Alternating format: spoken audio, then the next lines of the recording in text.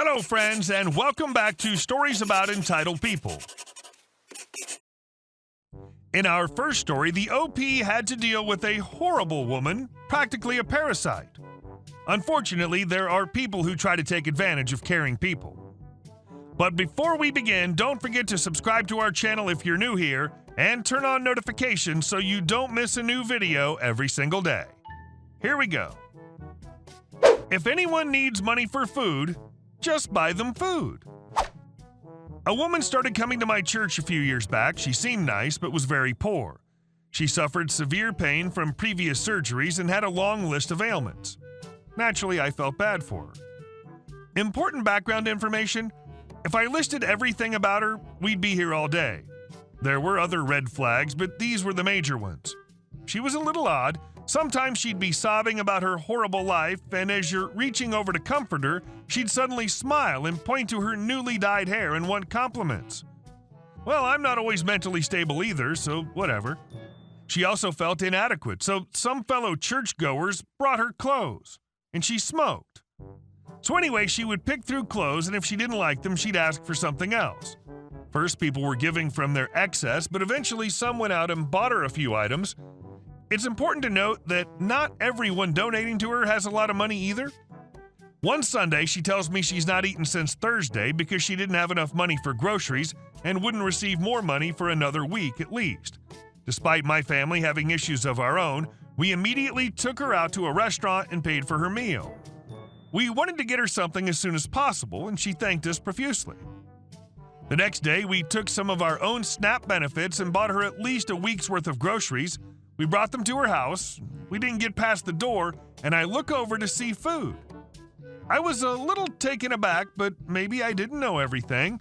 She cried a lot, and then we left. She eventually stopped coming to church, but we'd still visit her from time to time. She'd ask for money every time, but I'm too poor and rarely carry cash anyway, so I never gave her anything. She always insisted it be cash. One time, a more well-off friend took me along and bought this woman a grocery store gift card. This friend had suspicions and was more careful than me. The woman cried a lot, but wouldn't accept gift cards like that ever again.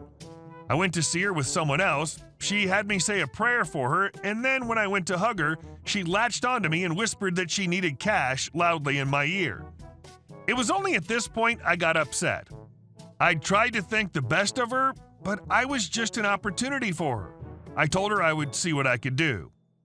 I didn't visit for many months afterwards. When I finally did, she didn't speak about money or hunger at all. Her hair was still being done every couple weeks, and she still had money to smoke. And our second story. Screwing over landlord's father who parks on our driveway. The story starts 4 years ago. I was living with two friends in London within a 2-minute walk from a popular underground station. We all were and still are teachers, but not at the same school.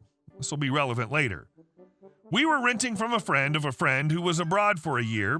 Our house had a drive with 2 parking spaces, which was convenient as we had 2 cars between the 3 of us, and parking on the road was somewhat restricted.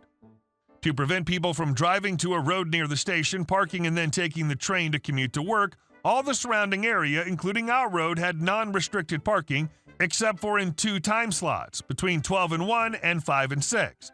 So you could park most of the time, but you could never leave the car on the road for more than a few hours or you'd get a ticket. Our problems arose early on, not with our landlord as you might expect, but with the landlord's crappy father, henceforth known as LSF. LSF lived in the same area, but a 20-minute walk away from the station as opposed to our 2 minutes. We quickly found that he was driving to the station and parking on what used to be his son's, but now was our drive. Either because he didn't want to walk the 20 minutes or because he wanted to avoid the expensive official station car park. It went something like this. 7 a.m., we leave the house to get to school, leaving both driveways empty. 8 a.m., LSF leaves for work, finds our driveway devoid of cars, and parks on our drive. 5 p.m., we come home from school and find LSF's car on our drive.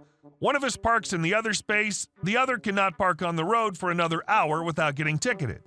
So we'll have to go and try to find another road to park in without the restricted parking. Not likely.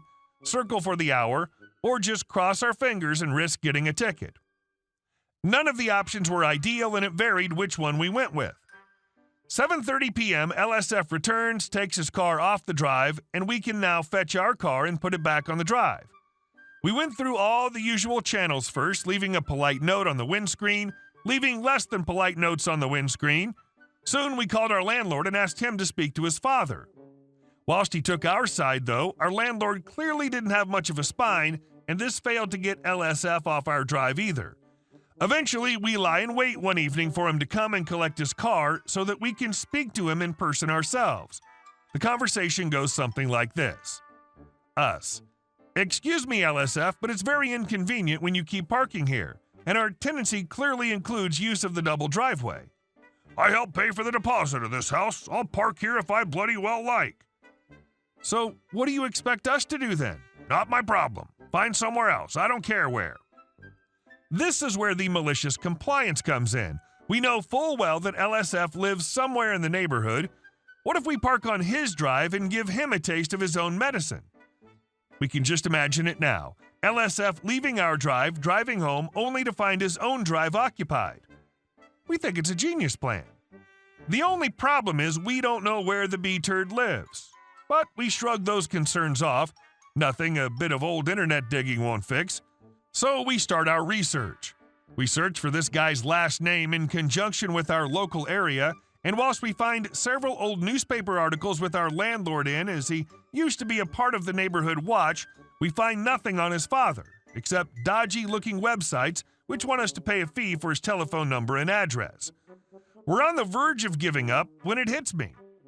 If the internet can't help us, we're going to have to get a bit old school. I call up my parents who live a few miles away, but in the same borough, and at the back of their dusty cupboard, they find the answer to my hopes and prayers.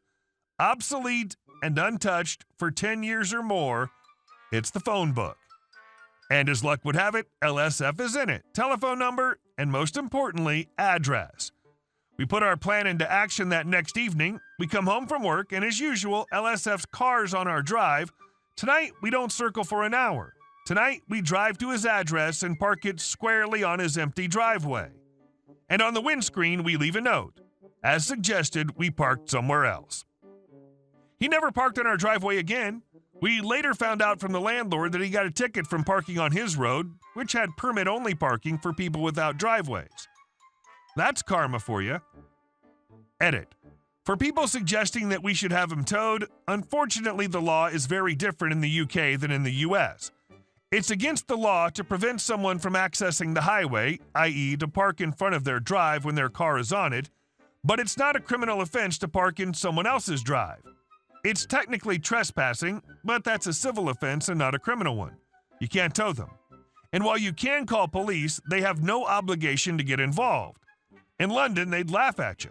The police barely investigate burglaries nowadays, let alone cars on somebody else's driveway. And our last story. Entitled mom tells me she lives in my house after refusing to leave my property. Cast. EM equals entitled mom, LB equals little brat, me is me. So I live on a river, and it's a very popular place during the summer. I have some riverfront property, and my house looks onto the river across the street. I always have problems with people littering and destroying my review front property, so I try to make it look secluded. But this made it worse. Usually I just have to tell people they're on private property and point at the several signs and they'd leave. But some people are different. Well, today we had a different person. At around 12:45, I saw EM and LB waltz right onto my property past the two no trespassing signs. At first I thought they didn't see the sign, so I went down to tell them it's private property. Me. Hey, ma'am, could you please somewhere else to swim? EM. What? No, we got here first. Me. That's not my problem. Well, then leave us alone. But this is private property. Yeah, I know. Points at the sign. So could you leave? No. Rolls eyes. But even you said it was private property. At this point, I was getting really frustrated because she even admits that it was private property. But what she said next made me PO'd. EM. Yeah, I own this property. Can't you see it's my house? Pointing at my house. Lady, that's my house. Now leave before I call the police. I take a step closer, hoping she'll back off. I couldn't be more wrong. Get away from my son, you pervert! I had no words for this and called the police. The police showed up and started talking to us. PO equals police officer. PO. So what's the problem, sir? EM. This man is trespassing and tried to pick on my son. PO looks at me with that, sorry man, look, and I reciprocate. Me. Look, lady, I have my keys on me, so if you want to try to say that's your house, we can test it out now. That's stupid. I don't need to prove anything. Well, I'll go show the police I live there. PO and EM with LB walk up to my house, and I open the door with my keys and unlock my car in the driveway. EM tells the police officer I stole her keys. So I just filed a trespassing charge and asked if that would count as filing a false report since she kept lying about who lived there. Even though she didn't go to jail, she got a heavy fine. Makes me wonder exactly how far she'd be willing to take it. He broke into my house, took down all the photos of my family and replaced them with his. Then threw out all my clothes and put his own in the wardrobe. Hey guys, thank you all for watching the video. I'll see you in the next one.